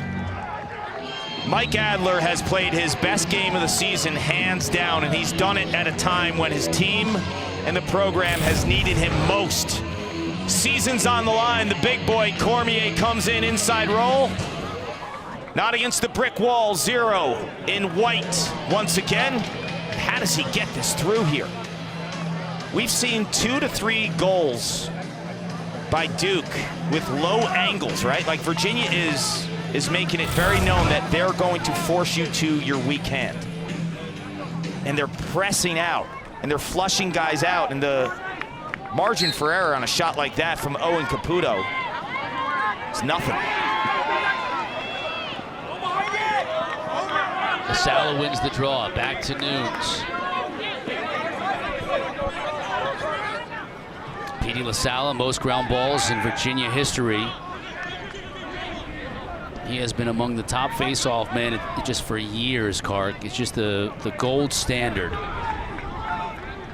Yeah, he's not just a guy, though, that wins face-offs and relies on his wings. Like, he picks up anything in sight. An absolute vacuum. He'll have another year of eligibility next year, so that record's just going to get completely off the charts. Obliterated. Yes. He's also as tough as nails, as we're seeing today. Got a shoulder injury playing through it. And he's going to have to be great in the final quarter of this game if Virginia's going to want to make a comeback.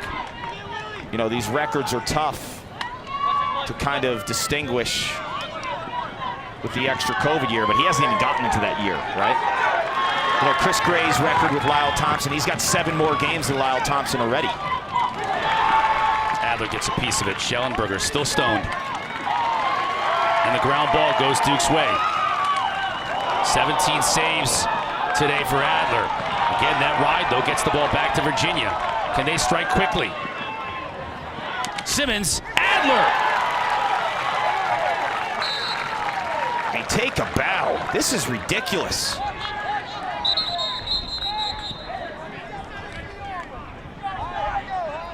Officials resetting the shot clock to 60. Connor took a stick in an awkward spot. Yeah, he looks like his left arm or shoulder right now. It has been a tough day for him, both physically and just in terms of being able to put up numbers. Not what he's used to. Simmons got open that time. I mean, Adler is not letting anything by. Virginia's ride, though, is giving them opportunities. Simmons, will he take another shot? No, he gets rid of it. Xander Dixon couldn't handle it, and Carpenter does. 19 saves for Adler. Yes. That's ridiculous. Season 5 high. against. Season high is 20. We're still in the third quarter. Yeah, but he's doing it against a Virginia offense. But this is why Virginia could still be in this game. They're all over Duke in the ride. They're just not canning their opportunities. Landon opts to take it behind the cage, and Dyson Williams.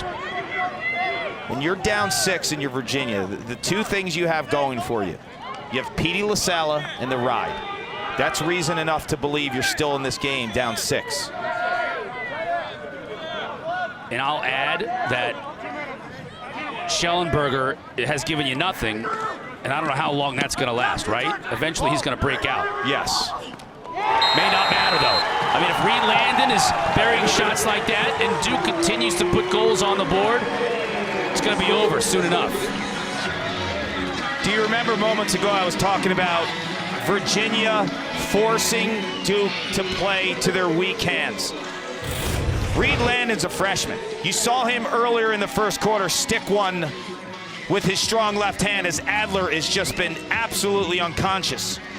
Another opportunity for Landon, who is a lefty. You see how they hedge and force him to his weak hand?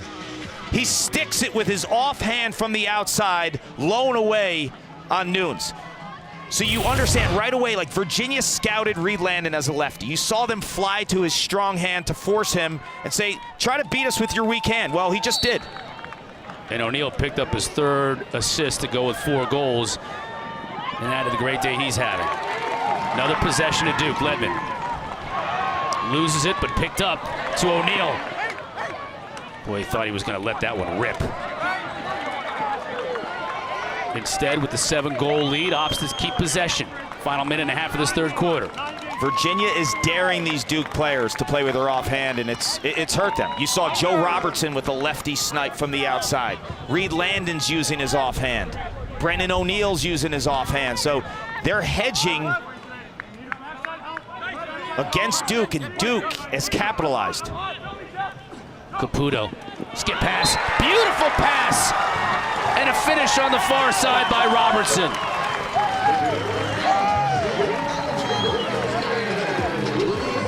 These These are two players, the passer and the goal scorer, that a lot of times when you watch Duke this year, you said, when are they going to pop? When are they going to come alive, right? Owen Caputo has a huge goal earlier in the third quarter, this time as a passer. He threads this one. Quick little jab, gets the defender to bite, which frees up his hands. Look at this drop right here. Puts that left foot in the grass. And that forces the defense then to look at him, right? Because he gets that separation, he throws that dart. Robertson, 14th player in Duke lacrosse history with over 200 career points and still going. LaSala, he's just going to have to dominate here in the fourth quarter if Virginia's going to want to make a run. They're already down 8. They're going to have to get goals in chunks. Duke's season in jeopardy. They're answering the bell with a 6th-year senior in Mike Adler, who's played his best lacrosse in the cage all season long. I think Brennan O'Neill, too, has not forced the issue. Like, he is understanding the offense. You know, I look at players like O'Neill sometimes. He can have big monster days, but you look at the plus-minus, like the plus-minus for him today is off the charts. Zinn thought about firing with the right, instead doesn't. Might have had a look. Now he'll get one, but he can't handle the pass. Garno can't handle the pass. He had a really good opportunity to step down. There's Stevenson. What I say, he's gonna make you feel it. Look how fired up the bench is on that play by Stevenson. Turnover. This guy's like the Terminator. He makes those little plays. Balls on the ground, like you feel it every time. It just feels different when 19 and white checks you, because he's a massive dude to begin with, but he does it with some anger in a good way, if that makes sense. He carries a heavy stick. Oh. I kind of thought Adler was going to take that to the cage at the end of this third quarter. He doesn't. Instead, lets the clock wind down. Duke had the lead at the half. They've extended it.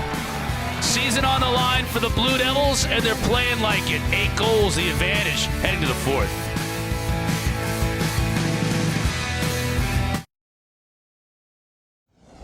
I'm defeated, feel mistreated.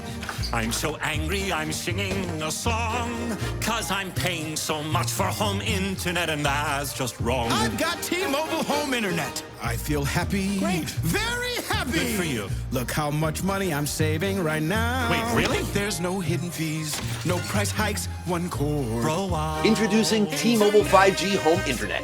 Just $50 a month. It's that simple.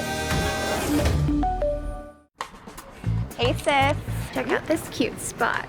Bougie. I prefer my coffee with a view. Time to put the work in. Safety first. The 2022 Chevy Blazer and Trailblazer with standard Chevy Safety Assist, part of the Chevy family of SUVs. Find new experiences, find new roads. Current qualified lessees can get this Blazer for around $279 a month.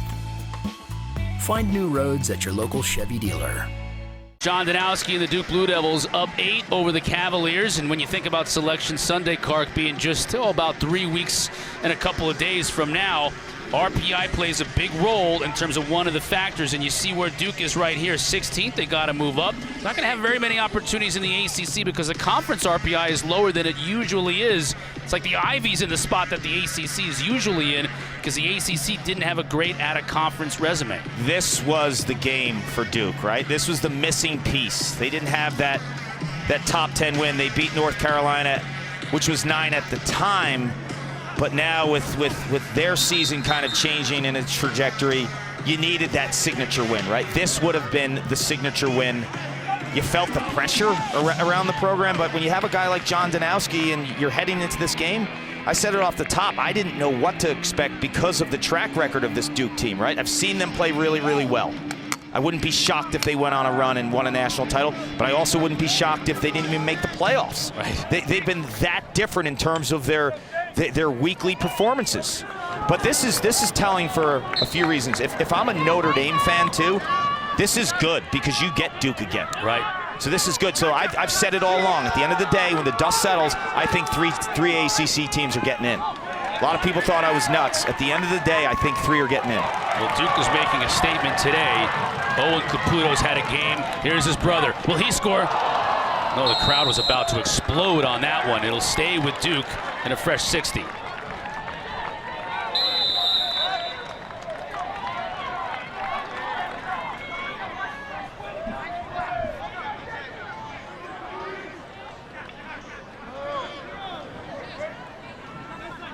Into Nakai's cross. Duke will be very deliberate in their possessions here in the fourth quarter. Up 8, don't you think, Hart? I do, but I think this spot in the fourth, you want to run the offense through O'Neal because he's been a facilitator and passer too. So I just think when you give it to the big body behind the cage, you're not going to turn the ball over. And if you do turn the ball over, you turn it over behind the cage. It allows you to set up your ride. So I would put it in the stick of O'Neal. Right now it's in Landon's hands. And he scores! Or maybe not. This guy's popping. He's had 3 goals today, and he's done them in different fashion. We saw him coming down on a fast break, going from defense to offense. We saw him use his right hand as hats fly for the hat trick for Landon. He used his right hand on the other side of the field, and this is a vintage Reed Landon move. If you watch his tape from high school, he's a big-time, speed-dodging, two-handed lefty crusher, okay? This is what he does. That's where he's made his money his entire life. But the versatility of Landon, just as a freshman, right? Righty goal, lefty goal, transition, settled. Seen a little bit of everything. That Episcopal school pipeline. First it was Nakai Montgomery coming from the Dallas High School, now Reed Landon. And the best player in all of college lacrosse, Charlotte North. That's her high school. Yeah. Sala. He shoots wide. Takes it on the noggin too after that shot.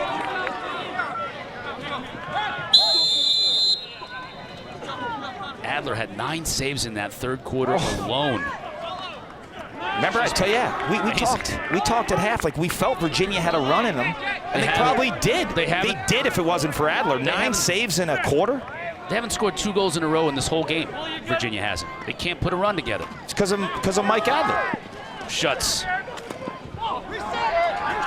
Got a piece of that. Yep. Restart. Fresh 60 for the Cavs. But yeah, Virginia's had the opportunities. When you break down the tape, they've put themselves in positions to score. They've had good flow, good passing patterns. This could be one right here. Schellenberger had Adler out of the cage. Now gets it to Xander Dixon. Dixon, quickness and speed. Schellenberger got Carpenter hung up. Quick feed in front, just a lot of traffic there. That'll get to the midfield line. Castor using that wingspan to keep the ball in this half. $20 to shoot. Shuts. Got Camille on him. He scores! Just too big and strong. Yeah. That's a college linebacker running on a defensive back, right? That's what it looks like. There was a hold on that play, it won't matter. This is Schutz, the #1 recruit in all of the land a year ago. Just able to absorb a hit. Here's the hole by Camille, just wraps it around him. The penalty be wiped out by the goal because it's a 30-second technical. And look at Stevenson. If you were to see Stevenson like come outside the locker room, you're like, wow, that dude is big. Did you see how he kind of just swatted him off? That is a monster. 6'3", 220-pound freshman. Got a neck like Brian Urlacher. Right, he does. I think at some point in time, someone's gonna have to break out a neck roll, like an old school football neck roll on a lacrosse shoulder pad. Just bring it out. I would favor that. Yale's got some guys that would fit that mold too with their lifting patterns, right? Andy Shea has those guys eating raw meat, drinking olive oil. No necks. Your kind of guy. Right.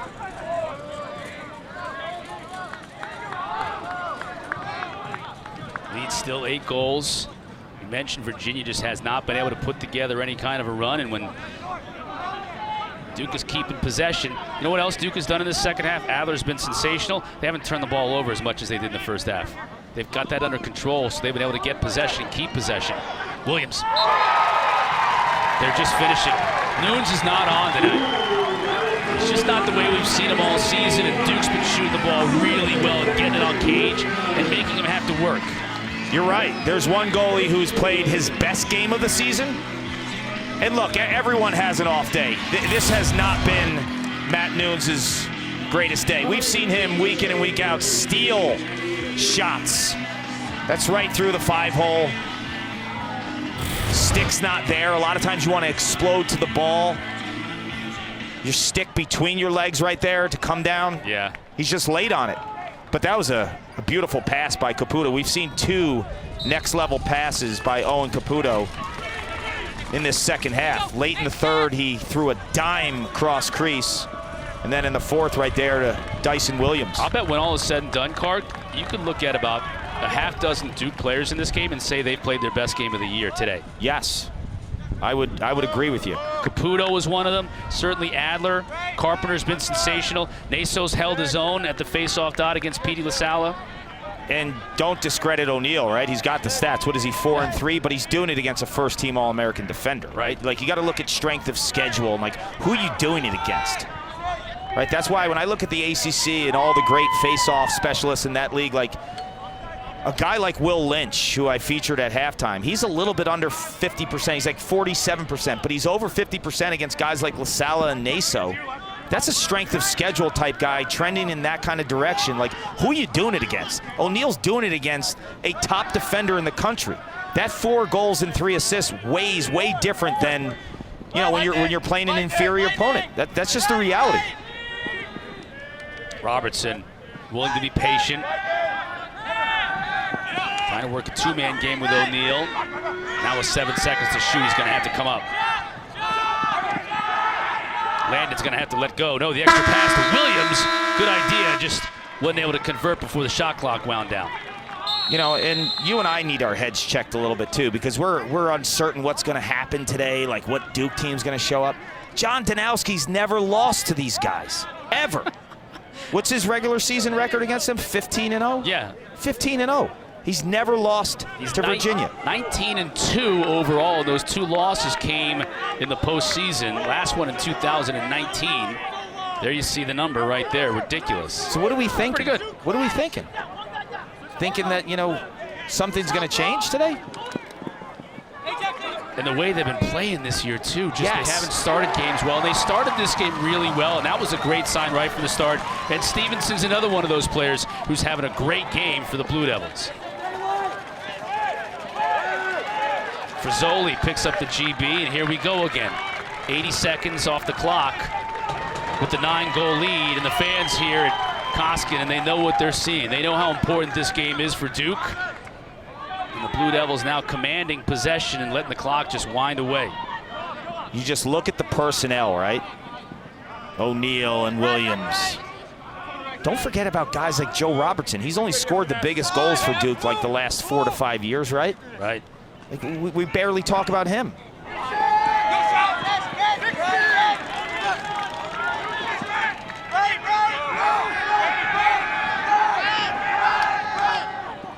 Caputo loses it. Back to Robertson. Cameron Baddour. We've seen different roles, too. We talked about it earlier. Robertson playing a lot more in the middle of the field. Caputo playing down, and maybe that's working for Duke. Maybe we'll see more of number 13 down here alongside guys like that, Dyson Williams and Brennan O'Neal. Yeah, when you bleed the clock out against the Virginia team, I'd like to see the ball control behind the cage, because if you lose it there, you could set up your ride. Virginia's a team with Nunes who oftentimes can get the ball out quickly. They can strike in transition. I think when you keep it behind, it's an extra benefit. Lully had a wide open look and missed it. Sick at himself for that one. He wanted to join the party, coming in with 22 goals on the year. Caputo working on Parker. Now Soliday.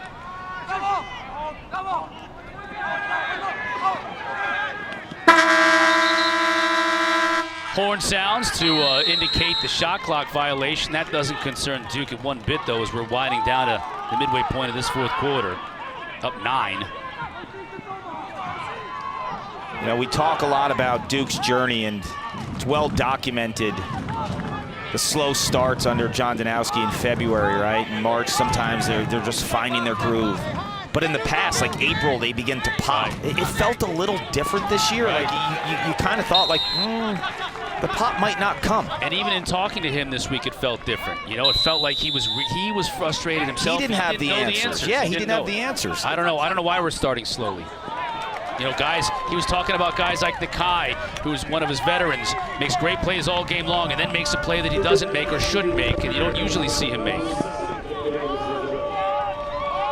But I think it's just a case in which all the stars haven't really played well together the same day, right? Just clearing the ball in time. McAdory, nice pass. O'Neal, wow, doesn't miss that shot very often, but too high. And you're going to lean on your seniors during this stretch run. And they have some ones that have seen big minutes in big spots. Guys like Joe Robertson with all of the goals he scored, winning type goals to advance. And then Nakai Montgomery with the ball right here. I mean, he's like another quarterback. Like statistically, he's had a fantastic season. He's got the experience as a fifth-year guy to really kind of propel this offense to another level in May.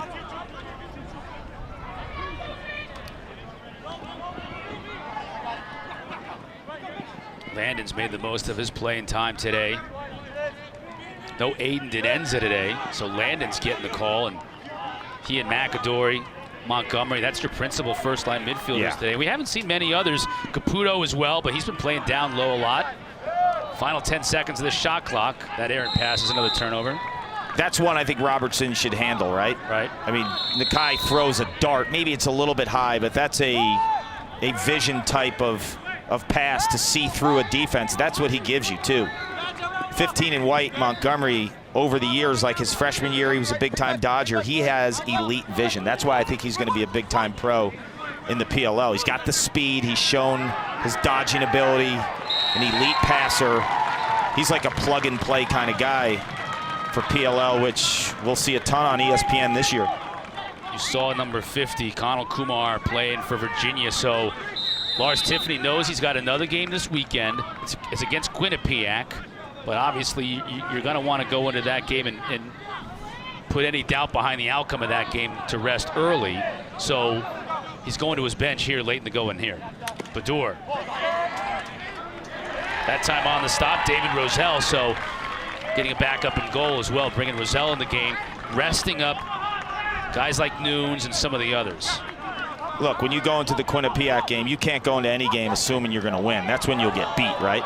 But you have a legitimate reason, as Cole Kastner comes down, to rest some guys due to injury, right? Like you were looking for an opportunity to find rest for P. LaSalla, for Matt Moore. This isn't like we're not going to play you because we want to, you know, keep your legs for May. You're injured. Right. But if you rest LaSalla, you also give Gable Braun some reps, which you might need in May, right? Like you need that guy. So I think it's an excellent opportunity for Braun to take a lot of face-offs on Saturday against Quinnipiac. You're seeing Brody Tawil playing in that midfield spot. And a goal that time. Picked up by Regan Quinn, just his second of the year for the veteran.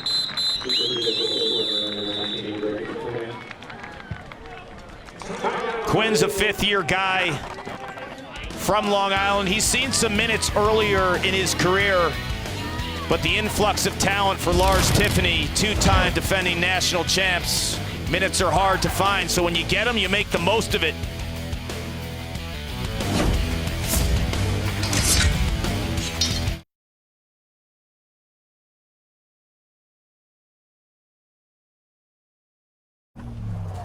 What's up, Jones?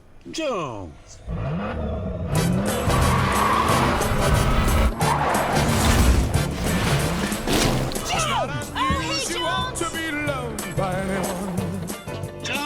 Jones. Woo! Jonas? It's keeping up with the Jonases now. Try to keep up, whoever you are. Stay ahead in the all-new Tundra.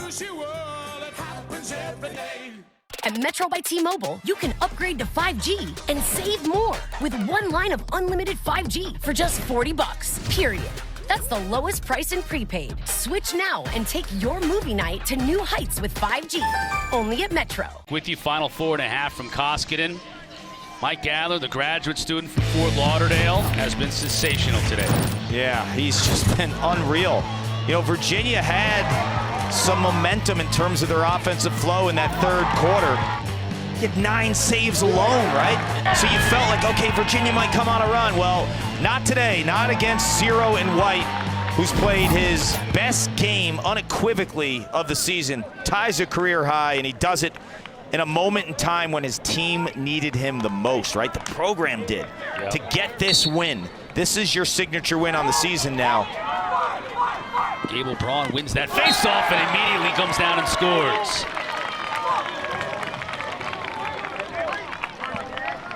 This is the guy.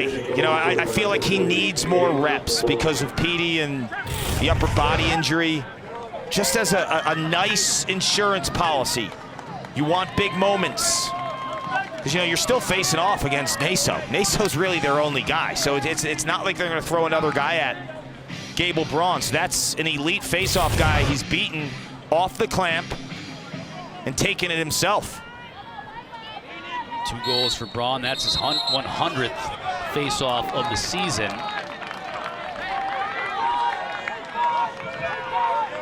Naso with the violation.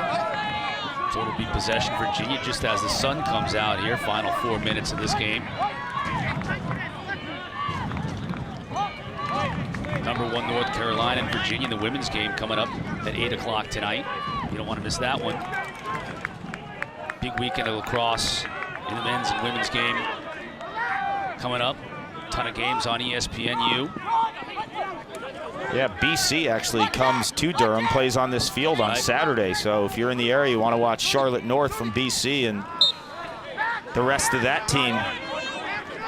Or you could drive the 7 miles, like Paul and I will do on Saturday, go down to Dorrance and watch Syracuse and North Carolina. You could watch both. I think that's, the women's game is a 1 o'clock start. We're at 4. Yeah, 4 o'clock on ESPNU Saturday.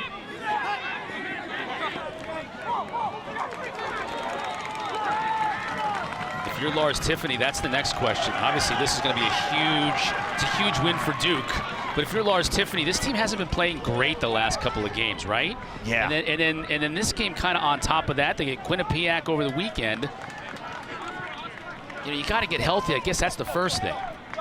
Matt Moore, Petey LaSala. But then where do you go from there if you want to win a championship for the 3rd straight year? Well, they rebounded last week against North Carolina with the 11-4 victory. The Richmond game, which they lost 2 weeks ago. Good ball movement by this Duke Blue Devils team, getting some players some playing time. That's Denenza. Mentioned we haven't seen him yet today. Denenza played a ton of minutes earlier in the season, and Reed Landon was one of those guys who kind of found more playing time. Right. So Denenza's minutes have been limited as a result. And Bador getting healthy as well, taking some of those minutes in that midfield. It's a great cut by Aiden Denenza, though. He comes from this backside. He's outside the screen. He understands where the ball rotation is. And the defense is all numbered up, but they have an extra guy, which is Denenza, and he cuts across. I mean, can you just imagine Denenza, O'Neal, McAdory at St. Anthony's? Yeah, and Naso faced off there. Yeah. I mean, come on. It's a pipeline down here, too. It is. Not to mention they have a lot of other talented guys who are playing on other rosters in college lacrosse. Final 2.5 here from Durham. Disappointing day for Virginia. They're just snake bitten against Duke. They just, for whatever reason, the Blue Devils just have their number, game in and game out during the regular season.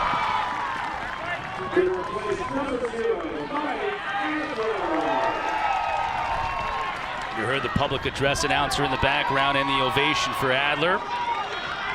Take a bow, Mike Adler. Andrew Bonafide, veteran in goal now for the Blue Devils. Adler's day is done.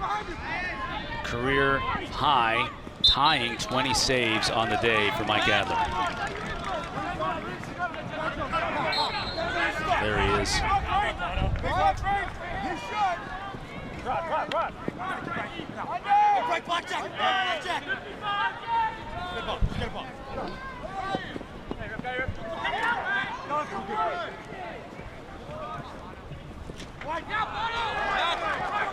Shot missing the target. Paul Rodriguez, number 31, getting some PT for the Cavs. This win also for Duke, it kind of shakes up college lacrosse a little bit, right? Don't you think?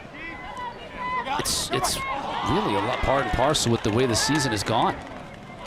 Don't you agree with that? It's just when you want to write somebody off, they get a big win, and then you say, okay, well, maybe things are a little different there. But Duke was the one team that you just felt like when you looked at their roster, you looked at their personnel, you asked yourself, like, what's going on? And, I think and then Duke they and have Notre a win Dame like this. I think those two teams. Yes. You could say the same thing with Notre Dame. Even though they were losing to good teams, I get it, but they weren't. That's the difference, though. I think that Notre Dame, when you look at like 3 of their 4 losses, it's Maryland, Georgetown. Right. So Ohio State, Virginia. Yeah.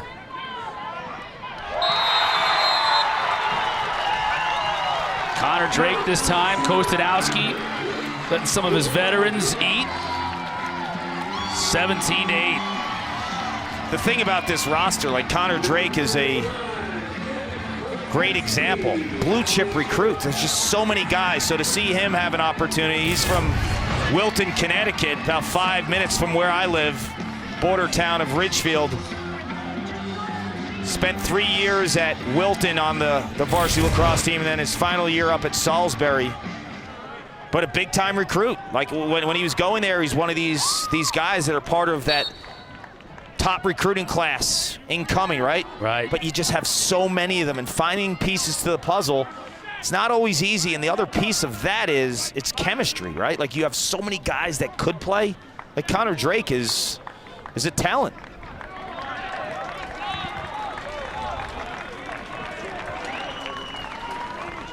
Final minute here at Koskinen. Kumar, he'll shoot. Bonafini makes the stop. They've got numbers here. Yep, Joe Harrison. Still got it.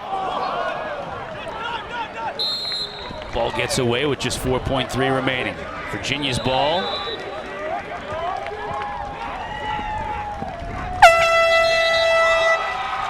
And that'll do it. Things got a whole lot more interesting, Cotter. 16 straight wins in the regular season for Kostadowski over this Virginia Cavalier team, and that win for Duke makes things